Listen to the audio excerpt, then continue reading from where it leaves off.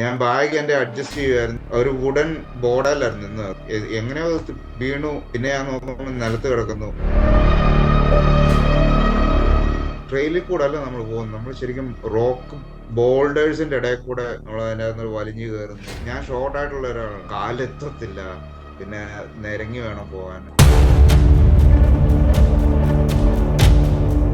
480 ദശലക്ഷം വർഷത്തിലേറെ പഴക്കമുള്ള പർവ്വതനിരയാണ് അപ്പലാച്ചിയൻ.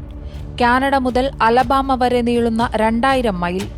ദുർഘടമായ പാതകളും നിഗൂഢമായ കഥകളും കൊണ്ട് ഹൈക്കർമാരെ അമ്പരപ്പിക്കുന്ന ഇടം.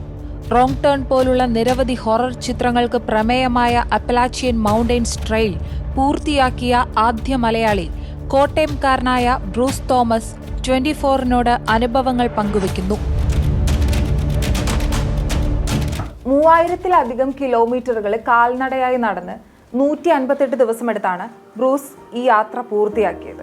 ഇതിനിടയിൽ 14ഓളം സ്റ്റേറ്റ്സുകൾ കവർ ചെയ്യണം, 8 നാഷണൽ ഫോറസ്റ്റുകൾ, അതുപോലെ നാഷണൽ പാർക്സിൻ്റെ പല ഭാഗങ്ങൾ വരുന്നുണ്ട്. ഇതെല്ലാം കടന്ന് ഒടുവിൽ ഈ അപ്പലാച്ചിയൻ ട്രെയിൽ കംപ്ലീറ്റ് ചെയ്ത ഒരു മൊമെൻറ്റ്, അതെങ്ങനെയാണ് ബ്രൂസ് ഇപ്പോൾ നോക്കിക്കാണുന്നത്? എന്തായിരുന്നു ആ ഒരു ഫീലെന്ന് നമ്മുടെ പ്രേക്ഷകരായിട്ട് പങ്കുവയ്ക്കാമോ? എന്റെ ലാസ്റ്റ് ഡേ എന്ന് പറഞ്ഞ മൗണ്ട് കെട്ടാടൻ എന്ന് പറയുന്ന ഒരു മൗണ്ടൻ കയറി അതിന്റെ മണ്ട ഒരു വുഡൻ പ്ലാൻ ഉണ്ട്. അതിന്റെ ഹൈറ്റും ഇതും എല്ലാം എഴുതിയേക്കുന്ന ഒരു ഇത് അത് കണ്ട് അന്നേരം I feel very happy and I was very proud of myself. എനിക്ക് അത് അത്രയും ഒരു ഫീലിംഗ് എന്റെ ജീവിതത്തിൽ ഇതുവരെ കിട്ടിയിട്ടില്ല. അത് ഏകദേശം 6 മാസം എടുത്തു ബ്രൂസ് ഇത് കംപ്ലീറ്റ് ചെയ്യാനല്ലേ? പ്രത്യേകിച്ച് നമ്മുടെ ഈ കംഫർട്ട് സോണൊക്കെ വിട്ട് തീർത്തും എന്തൊക്കെ മുന്നിൽ വരും, പ്രതിബന്ധങ്ങൾ എന്തെല്ലാം ഉണ്ടാവും, ഇതൊന്നും നമുക്ക് പ്ലാൻ ചെയ്ത് വെക്കാൻ പറ്റുന്ന ഒരു യാത്രയല്ലല്ലോ. ആ ഒരു ട്രിപ്പ് അത് എങ്ങനെയായിരുന്നു? അത് ഏകദേശം ഈ നോർമലി ആവറേജ് ഒരു 6 മാസം എടുക്കും. പക്ഷെ ഞാൻ ഏകദേശം 158 ദിവസം എടുത്തു ഫുള്ള്. പിന്നെ once you start hiking, it's just you learn from it. പതുക്കെ കുറച്ച് കാര്യങ്ങൾ പഠിക്കും, കുറെ മിസ്റ്റേക്സ് ചെയ്യും. പിന്നെ നെക്സ്റ്റ് പിന്നെ ഡിറ്റർമൈൻഡ് ആയിരുന്നു ഇത് ട്രെയിലിൽ തന്നെ നിൽക്കുമെന്നുള്ളത്. അതൊരു വലിയൊരു ഫാക്ടർ ആയിരുന്നു അല്ലേ? അതുപോലെ ഇതിപ്പോൾ കണ്ടിന്യൂസ് ആയിട്ട് നടക്കുകയാണല്ലോ. എനിക്ക് തോന്നുന്നു എല്ലാ വഴികളും ഒരുപോലെയല്ല. ചിലത് പാറകൾ നിറഞ്ഞതുണ്ടാവും, പല കല്ലുകൾ, ഉരുളൻ കല്ലുകൾ, ഇതെല്ലാം കടന്ന് കയറ്റവും ഇറക്കവും എല്ലാം കൂടി മിക്സ് ആയിട്ടുള്ളൊരു പാതയാണ്. ഈ സമയത്ത് നമ്മുടെ ഫുഡ്, അതുപോലെ വാട്ടർ, ഷെൽട്ടർ, ഇതൊക്കെ എങ്ങനെയായിരുന്നു മെയിൻറ്റെയിൻ ചെയ്തത്? പ്രത്യേകിച്ച് ആരോഗ്യം നിലനിർത്തേണ്ടത് അത്യാവശ്യമാണല്ലോ. ഫുഡിനെ കുറിച്ചും വാട്ടറിനെ കുറിച്ചും എനിക്ക് ഏകദേശം ഒരു ഇത് എക്സ്പീരിയൻസ് അല്ല, ഇത് എങ്ങനെ ആയിരിക്കും എന്നുള്ളത് ഞാൻ വീഡിയോസ് വഴി കണ്ടിട്ടുണ്ടായിരുന്നു.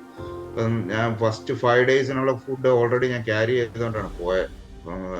പിന്നെ വാട്ടർ നമ്മൾ സ്ട്രീം ആദ്യത്തെ ഒക്കെ സമയത്ത് നമുക്ക് ഇഷ്ടംപോലെ, വിന്റർ തീരുന്ന സമയമായിരുന്നു, ഇഷ്ടംപോലെ സ്പ്രിങ് ഉണ്ട്, നമുക്ക് കുഴപ്പമൊന്നുമില്ല. സമ്മറിലാണ് വാട്ടറിന് ഇച്ചിരി സ്കേഴ്സിറ്റി വന്നത്.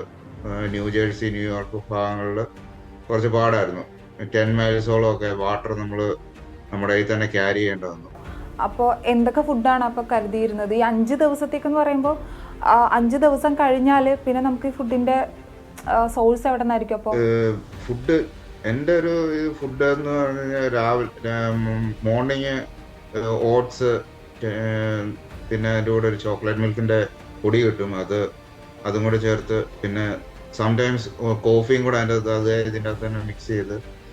റീസപ്ലൈ എന്ന് പറയുന്നതിന് വെളിയിൽ ഏതെങ്കിലും സ്മോൾ ടൗണിൽ പോയി അവിടുന്ന് 5 ദിവസത്തേനുള്ള ഫുഡ് വേറെ നെക്സ്റ്റ് 5 ഡേയ്സിനുള്ള കരുതിയിട്ട് നമ്മൾ വീണ്ടും ഹൈക്ക് ചെയ്യണം. അപ്പോൾ ആ സ്ഥലത്ത് ചെല്ലുമ്പം സാൻഡ്വിച്ചും 2 പേർക്ക് കഴിക്കാനുള്ള ഒരുമിച്ചും കഴിച്ചിട്ട് മുന്നോട്ട് പോവുക.